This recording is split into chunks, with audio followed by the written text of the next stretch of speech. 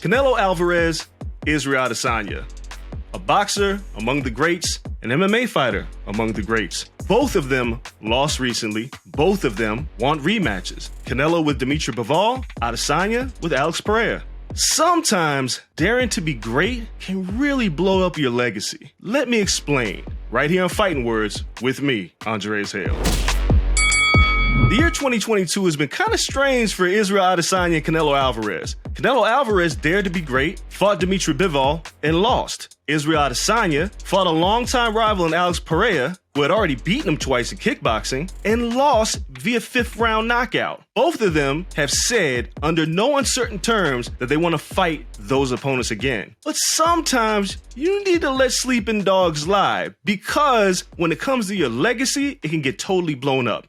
Let's start with Canelo. Canelo Alvarez dared to be great. Moved up to fight Dimitri Bivol, was the favorite, also number one on the pound-for-pound list, but he bit off more than he can chew. And not only did he lose, he kind of got dominated in that fight. But now, instead of defending his super middleweight titles, in a recent interview, Canelo says, "I want to fight Bivol again as early as May." But given the fact that Bivol dominated him, do we really want to see that fight again? Actually, better yet, does Canelo really want to tarnish his legacy if he suffers 2 losses in a row? Look, I want to give him all the credit in the world because that's what we want out of fighters. We want them to take the toughest challenges possible. But at the same time, if you're not calculated about your approach and you lose again, that greatness, you can kiss it goodbye. Now, in the case of Israel Adesanya, he just was defending his UFC middleweight championship against Alex Pereira, a guy who lost twice against. In their fight, super competitive, very close, but in the 5th round with Adesanya ahead on the scorecards,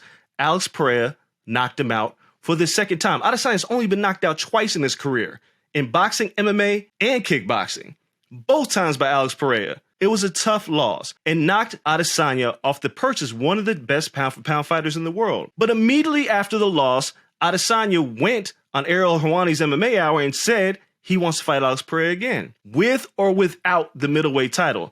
I appreciate both of these sentiments. But here's the problem. When does your ambition get the best of you and ruin what you already have? I hate that I'm saying this because sometimes you got to be a little bit more calculated in your risk assessment. Floyd Mayweather was the best at this. It's the reason why he retired 50-0 and is now doing exhibition matches fighting YouTubers for millions of dollars because he treats it like a business. Canelo's made a lot of money, don't get me wrong, but he lost to Bivol pretty soundly, and he wants to do it again against a man who was much bigger, stronger, and might just be better. Maybe Canelo shouldn't do this again, but his ambition won't allow him to say, I'm not going to take that fight. He wants to do it again. I don't know if that's going to work, because just imagine Canelo loses 2 fights in a row. Now, us as fight fans will say we appreciate you for taking the toughest challenges possible. But in the history books, it'll say Canelo lost to this guy twice. And the casual fan will say, maybe he's not as good as we thought he was. Meanwhile, Floyd Mayweather, who took a lot of calculated risks, but was smart about it, sits on top of a lot of people's pound-for-pound list because he's undefeated. And maybe he didn't always fight the toughest fights at the toughest moments. He picked and chose what he wanted to do, and now he's a legend because of it. Adesanya is now in the same boat. Adesanya was close to tying Anderson Silva's record for the longest winning streak in middleweight history. Then he lost. Now he's no longer the middleweight champion. What's the future hold for him? Look, if you want to fight Alex Pereira again, I get it. You're 0-3 against him now. However, to say that you'll do it with or without the title might not make the best business sense. Because if you lose to him again, what does your legacy really mean? He took on the toughest challenges and now he lost? I don't know about that, guys. Here's what I'm saying. As a fight fan, I love when our fighters step up and take the toughest challenges available. I love that Israel Adesanya moved up to light heavyweight to fight Jan Blachowicz for the light heavyweight title. He fell short and it was forgivable. I love that he fought Alex Pereira kind of because he had to, but when he lost, he immediately wants to get back out there with him. I love that about him. But those history books are going to say, maybe he wasn't as good as advertised.